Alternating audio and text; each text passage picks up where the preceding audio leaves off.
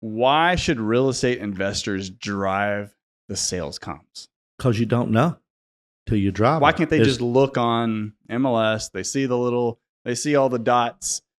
You can, and a lot do. And 80% of the time, 85% of the time, never going to hurt you. But then you go drive them and you see, you're comping your subject property off of a very high comp, and you go over there and it's got a garage apartment. It's got a metal building. And you run in a lot in Liberty County and, San Jacinto County and Brazoria. You run in these houses built out there. It's got metal buildings, but you didn't know that because you just looked at a line item, on it. So, you discover that stuff. Wastewater treatment plant across the street. There's all kinds of things. You just got to drive them and look and make sure.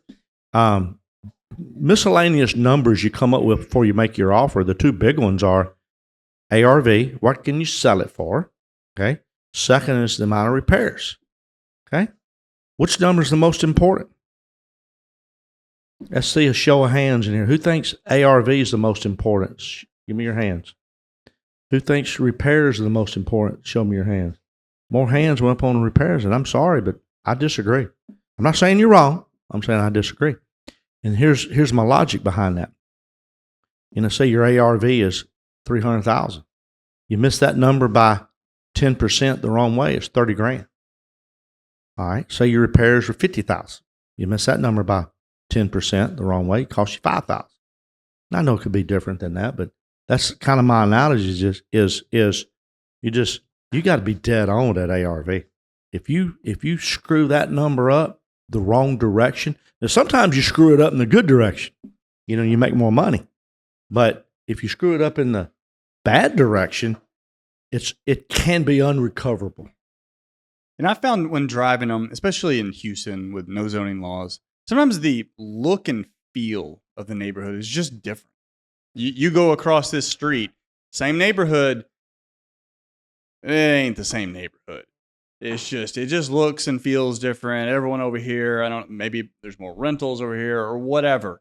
It just looks and feels different, which means your buyer is going to think the same thing. And so, when you said that advice, I'm like, it's just more work for me. Yeah. But I try not to get out of the subdivision unless I have to. I try not to get outside a half a mile unless I have to. Now, sometimes you have to, but I looked at a deal this week, an investor coming to Jet Lending for a loan, and there's like 19 comps within a quarter a mile and not crossing major roadways. But the investor is trying to drive the ARV up, and they're crossing major roads, different neighborhoods, and basically ignoring the 19 comps that's in the subdivision without crossing a major road. But they're going across the roads. They're trying to drive there. I said, you can't do that. Changing across major roads may change schools. May. You don't know that until you really look at it. But it's just, you go from one area to another in a hurry, and it's just close to stay close proximity if you can. Yeah. And sometimes you can't. Yeah. I would do the same thing. Same area. Then I would go 90 days, and then I start working out. And then just depending on which way the market's going, you may want to focus a little bit more on the 180 days or the 60 days. Well, I'll give you this one, and we'll poll the crowd again. Which is the best comp? The house next door sold 13, 14 months ago. Next door house, 13, 14 months ago. A comp a mile away, a mile and a half away, sold yesterday. Which one's the best comp? All right, let's see the hand. Who says next door? Even though 13, 14 months ago. Who says a mile away yesterday? I go with next door. Definitely putting more weight on that. I do. And what I'll do a lot of times, this is probably pretty good advice. Let's say I got no comps close proximity in a short period of time. I got to go way back in time. But I find a bunch of comps 12 to 36 months ago. I'll take those because they're close and they're similar, and I'll use a rate of appreciation yearly. That's exactly what I was thinking. 4, 5, 6, 7, 8, something reasonable. Now I'm not going to use that, 20-something% that we got in 2021, 22. I'm not going to use that. I'm going to use a more nominal appreciation and push that sales value up a little bit, But if you don't mind, I'm going to touch on one other thing about comps. We were all trained, Chris, and you know this, to look at sales data.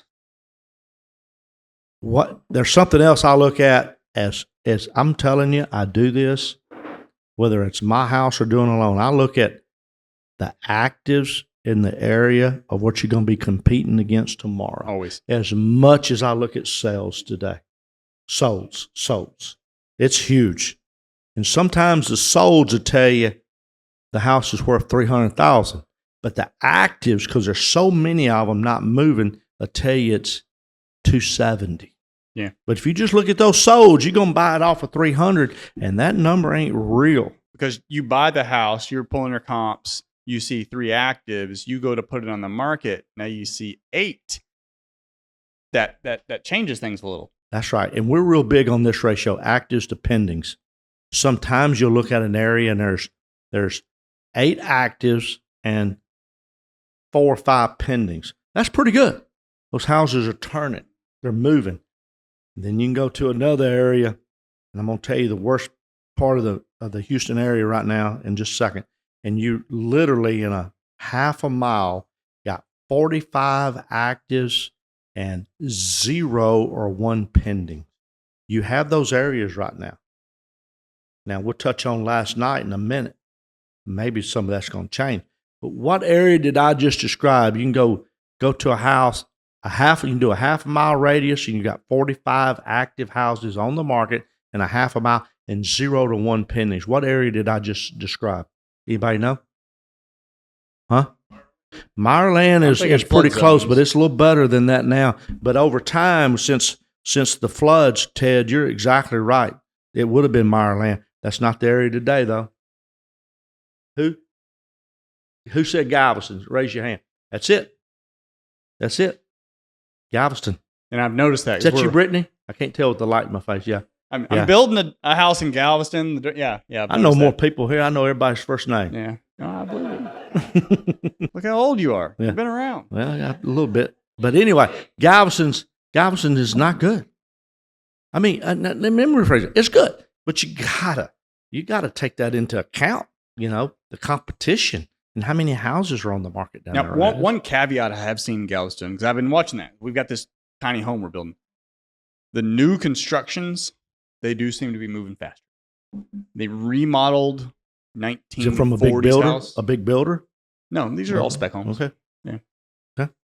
And I hope that plays out over the next few months when mine's done. Yeah, because the builders have a little bit of a advantage on financing us because they do enough volume and they advertise the hell out of it. They're going to do a buy down and builder incentives and things, and they can make it tough on you when you bought a pre-owned home, remodeled it, and just down the street within a quarter, 3/8 of a mile, they're still building new ones. It's hard to compete with them. Yep. That'll hurt you.